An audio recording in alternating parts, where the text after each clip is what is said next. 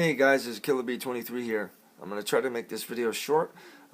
This video is about these two knives here. These both are obviously the same knife. These are Spyderco Manix 2s.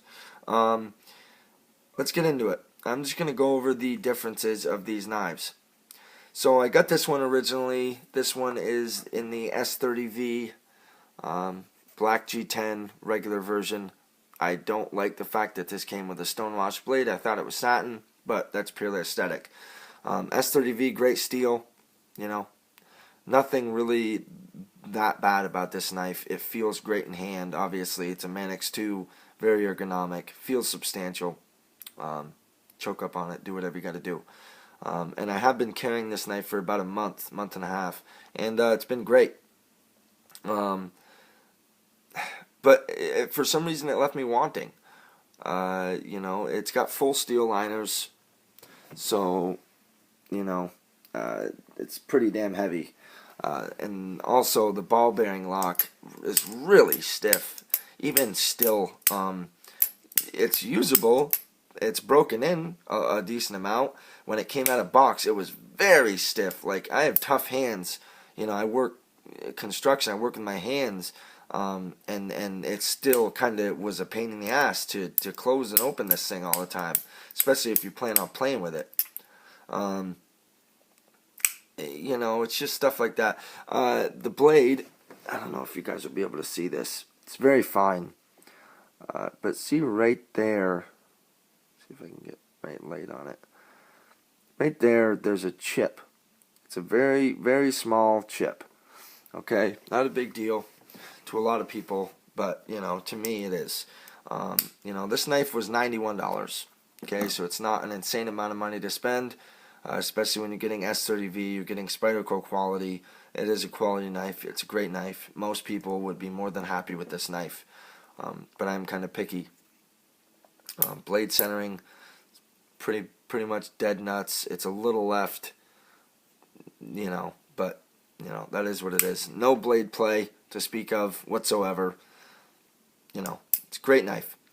But, like I said, the chip in the blade, the really stiff spring, and honestly, just how I got it in box. This box it looks like shit.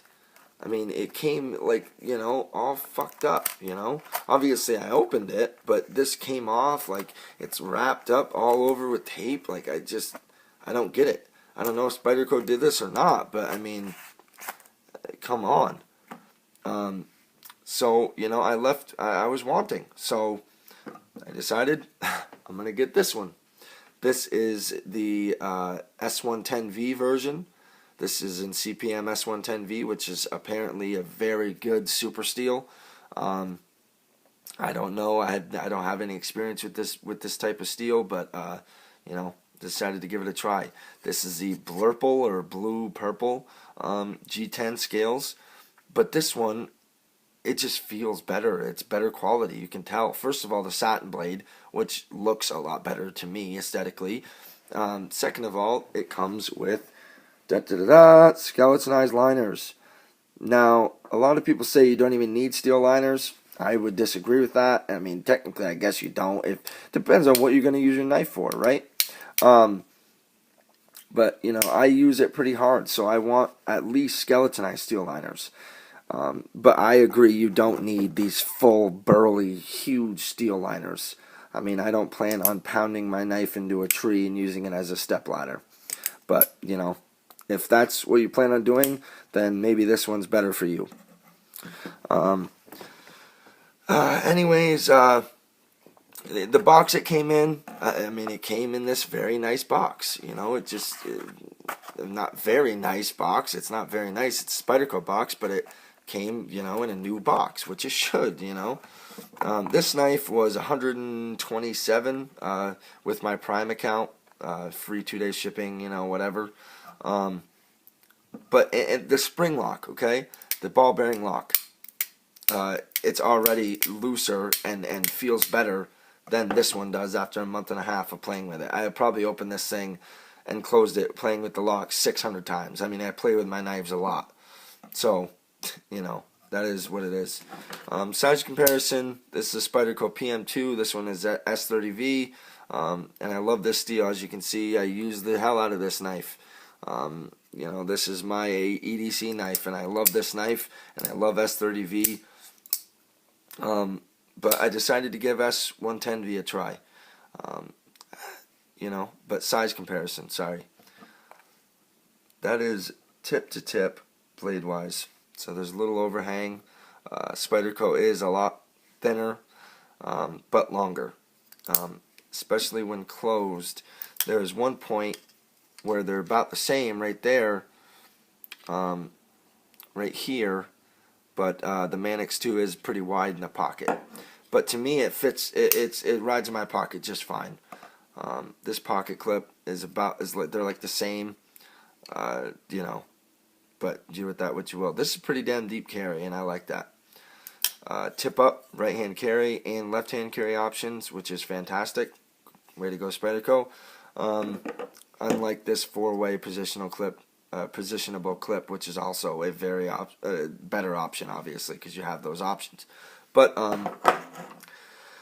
anyways, you know, there are lightweight versions of this knife. You know, there's the one with the FRN handle, but to be honest with you, I just don't like the looks of the FRN handle. If they made it in a different color besides that really dark blue in the S110V, they make the translucent blue, which looks really cool, but it's in BD1, and I haven't heard really great things about BD1, so, you know, I just didn't think it'd be worth my money, you know, for that.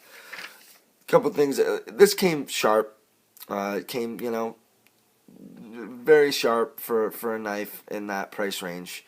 But man, guys, this knife.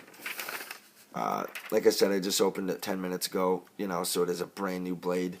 But I mean, guys, I'm barely even holding this paper right, and it's.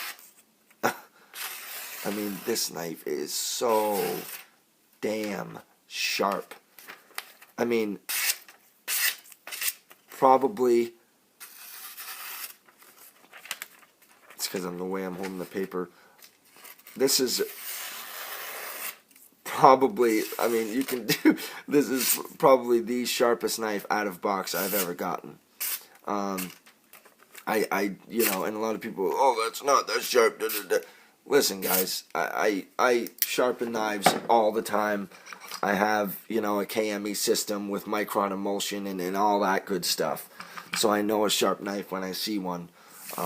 And this is a very sharp knife. I mean, to be honest with you, you can't get much sharper than this. It's just that simple. You really can't. I mean, how sharp do you actually need your knife? I am interested to see what kind of angle for a grind they put on this, but obviously I'm not going to touch the edge until it is dull. So yeah, I just wanted to let you guys know these quality differences, you know, and just see what you had to say. You know, comment and ask me questions, and you know, tell me if you've had the same experience, if you have either one of these knives, or if you don't, and you just want to find out, you know, what I feel about them. I might send this knife back, I might not. I kind of want to keep it. You know, it did kind of grow on me. I really didn't like it at first, but it did kind of grow on me. But I really, this one I love already. So, thanks for watching, guys. I really appreciate it. Please like, comment, subscribe, do all that good stuff. I really appreciate you guys watching. Take it easy, and be safe.